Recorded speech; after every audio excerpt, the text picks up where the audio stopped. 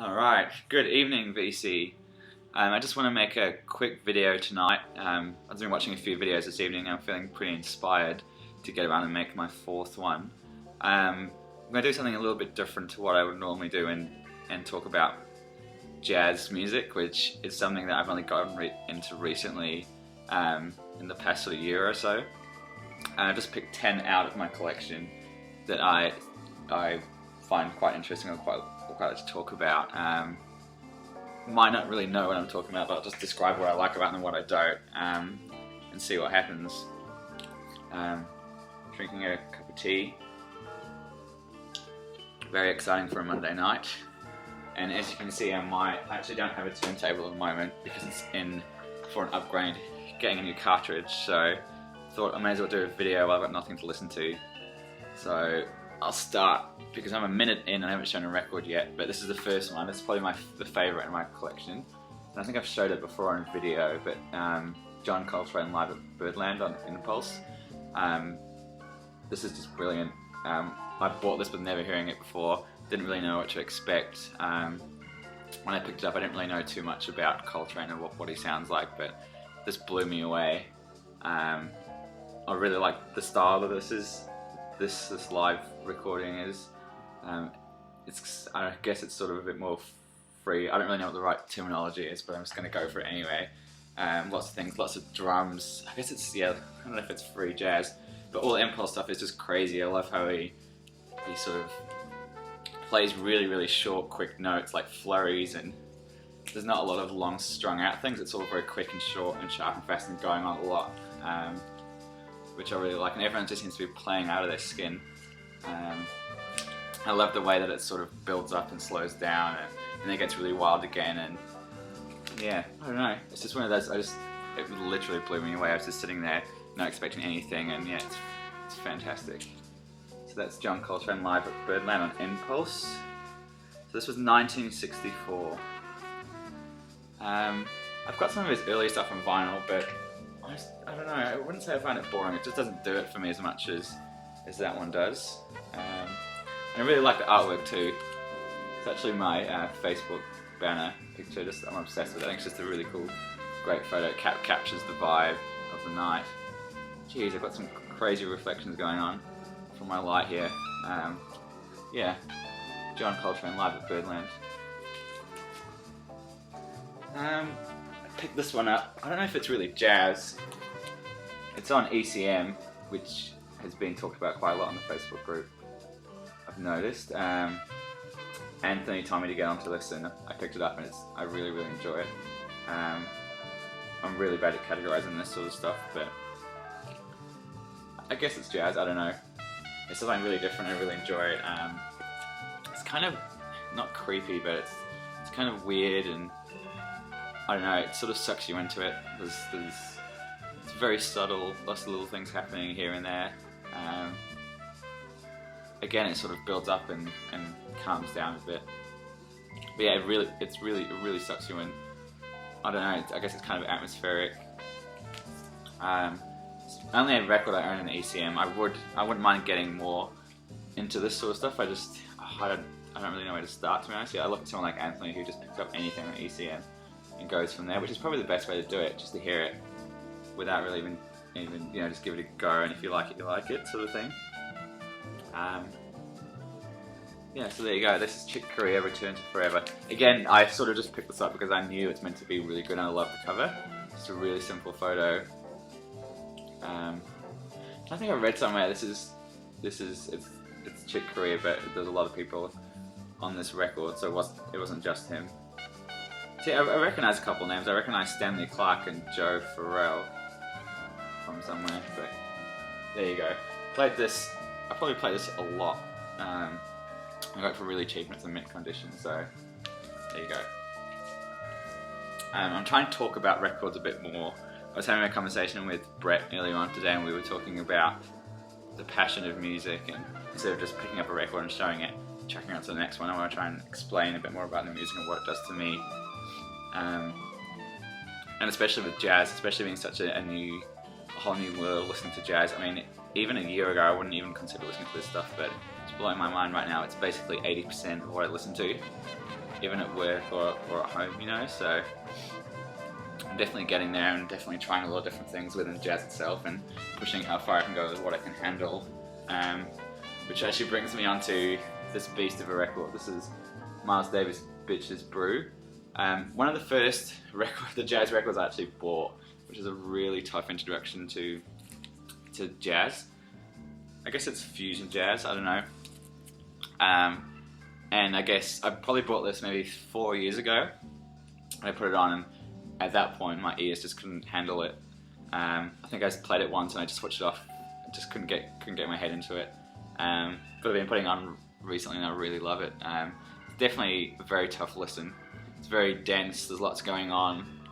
There's probably, I don't know, it might be my system, but there's not too much space going on. You know, there's like always an instrument in the background or something playing, or things competing or fighting with each other. Yeah, I love it. And it's very rewarding. It's one of those records I find, the more I listen to it, the more I get out of it. Like, it's like I was saying, the first time I listened to it, I just didn't get it at all. But yeah, the more I give it a spin, the more I hear, the more I listen for different parts and how different things work. Yeah, just the gift that keeps on giving, really. So I think this is it. This is a reissue, 2008, with a very cool gatefold in the middle. There he is. And on the back, there. How cool is the artwork? It's absolutely amazing. And I love that it's got directions and music by Miles Davis. It's just a really cool little snippet. And I think In a Silent Way has got the similar thing on the corner as well. So there you go, Bitches Brew. Again, yeah, very tough listen, but very, very rewarding. So there you go. Next one, actually, another Miles Davis. This was Anthony got me into this. This is crazy, but this is fucking cool. I don't even know how to describe it. It's like if it's like jazz music, but it's rock music. Like it's like funk and jazz and guitars and just crazy drumming. Like it's wild. Again, it's another really hard listen, but so worth it. This is the music on vinyl reissue, which was actually pretty cheap. I'm pretty happy with this. Which was definitely a lot later in his career, which is definitely really getting into the 70s, 1972. Miles Davis on the corner. Just listen to it. It's cool because it's rock instrumentation, but in a jazz format. Yeah, love it to death. Very, very cool.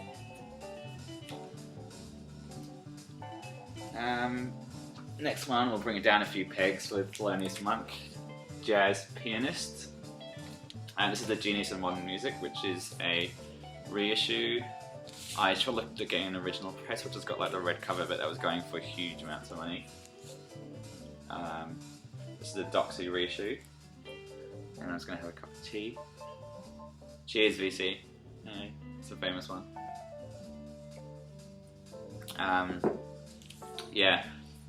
Again, very cool. I haven't actually listened to the second side yet, but it's good when you're in the mood for something a bit more chilled out. Definitely a lot more piano based, obviously.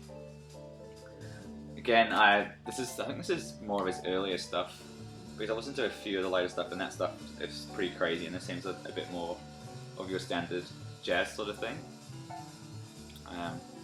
And again, this was one of those things where I'm a graphic designer, so I love album art. Like I'll collect, sometimes buy records just basically to like the cover. I just love the type going on here and how simple it is. This is, I don't know, this is very cool. I love it. I love it. I picked this one up on the weekend. I haven't actually listened to it yet, but I know what it sounds like because I have it on MP3, which probably sounds very compressed. This is Mingus Oh Yeah. I picked this up because it's actually a Japanese pressing. You probably can't see because the camera quality is so terrible, but a little bit of Japanese on the bottom there. This is on Atlantic. Some of the first jazz I heard was Tijuana Moods by Mingus, and I think it's an opening track. I think it's Dizzy Moods. It's got this really cool bass line. Anyway, it's not how it sounds. anyway, that's really what got my attention. I was like, Jesus Christ, who is this guy? I've got to find out more about him. So I'm really into Mingus, and I really want to get I think it's being reissued recently, the Black Sentinel Lady, which I'd quite like to get hold of that, but the 45 RPM version is very expensive. But you know, I'll probably just buy it anyway because that's what we do here on the VC. Spend way too much money on records. Yeah, Mingus, oh yeah, very cool. I love his style. I don't know how to describe it again. With this guy, for some reason, I just find myself listening to the bass a lot. That's just the way my ears are drawn to it. Again, maybe that's my system. That's just how I hear it on there. But yeah, anyway, Japanese pressing. You know, I might not have bought it, but it's one of those things you don't see Japanese presses of this very often. All that posted on the Facebook page, and a few people commented that it's quite a rare thing. So yeah, there you go. Happy with that. No, I bought this one because a lot of people say it's. I read something recently. It got voted one of the best jazz records of all time, which is Ornette Coleman, The Shape of Jazz to Come. I bought this thing. Got my attention is because there's a band called Refused, who is sort of like a hardcore punk band, and they had an album called The Shape of Punk to Come, and I was like, that's such a cool name. And I saw this, and I was like, oh, that's probably where they got it from, etc., etc. I've only given this one listen, and to be honest, it didn't really grab me. I don't know why. Maybe I just wasn't in the right frame of mood for it, but I should probably give it another spin. But I thought I'd just show it anyway and talk about it. Yeah, I don't know. Not the hugest fan, so it's a bit weird me showing you this, but it's in the pile. Ornette Coleman, Atlantic Records. Can't really say much else about it, but there you go. I also picked this up on the weekend too. I've heard this once before, and it's fantastic. So excited to have this. Can't wait to put it up on my when I get my new cartridge. I'm actually getting an Autophone 2M Black, which is going to be an absolutely monster upgrade for me. So I'm very excited. So that's coming in a few days. This is a really nice gatefold again. This is a US pressing as well. I think it's a later reissue. Africa Press. I just love the artwork. I'm going back to the artwork again because I just like to talk about it, but I love how Impulse do this thing on the back here, which is the new wave on jazz. The new wave of jazz is on Impulse. I'm reading that backwards on my camera. There you go, Africa Press. Anyway, yeah, again, this is one of those things where he just goes wild on what he's playing. Like I don't know. I'd love to imagine being in a room hearing him play like far out. That would be something to behold. Yeah, again, this is I find myself from listening to jazz. I'm not really into the early blue note stuff. Like I've got a couple of Lee Morgans and stuff like that. Like your standard blue note stuff. Yes, you know, you sort of know what you're getting. Like this is where my ears are sort of going to at the moment. Is definitely this sort of stuff. Yeah, so that's what I'm digging. So I'm really excited. I can't wait to get my turntable back. It's probably going to be the first thing I'm going to spit on here. There you go. So I'm on a bit of a Coltrane buzz at the moment. Listening to anything I can sort of get my hands on. Speaking of which, geez, 15 minutes already. This video is really going quick. I'll speed it up a bit. I love Supreme. This is probably, again, also one of my favorites. Also a classic album. It just really hooked me in. Just that opening bass line. Again, it just how it keeps going through the whole first track, which is like, was it 12, 15 minutes long. It sort of fades away and comes back again. It just really ties the whole thing together. And I've just want to show you. You guys have probably all seen this, but here's a really cool illustration on the middle. John Coltrane, Love Supreme. McCoy Tyner. Anthony talks about this guy a lot. He's on piano. You should probably check out his stuff actually. I don't really know much about it. There you go. I Love Supreme. John Coltrane. Moving quickly. Miles Davis in a Silent Way. Again, this is just another whole kettle of fish different again. I find I can really relax to this one. It's not one of those, it's weird and it's not normal jazz. It's just really experimental like this. It's, again, I don't know, it's not something that's like in your face or doesn't demand your attention as much. It depends how you want to listen to it, but I find this one, I could probably even fall asleep to this, not in a boring way obviously, but great photo as well. Yeah, this is Miles Davis in a silent way. Herbie Hancock, Chick Corea, Wayne Shorter, John McLaughlin, Miles Davis. How good is that? What a lineup that is. Miles Davis in a silent way. And final one, back to more Ornette Coleman. Do you know, I don't even really much know about Ornette Coleman, but I bought this because I like the cover and I want to check them out, and this is fantastic. This is so, the way they play it, just really tight. It's like really fast, really tight, quick playing. I love the change in tempos. Yeah, and there we go. It's the final one. Tried my best to talk about jazz. As I was saying before, I'm a bit out of my comfort zone because I still feel like I'm learning a lot about the world of jazz and how it all comes together and those sort of instruments. And even the time, I started doing a bit of reading on the history of jazz and things like that.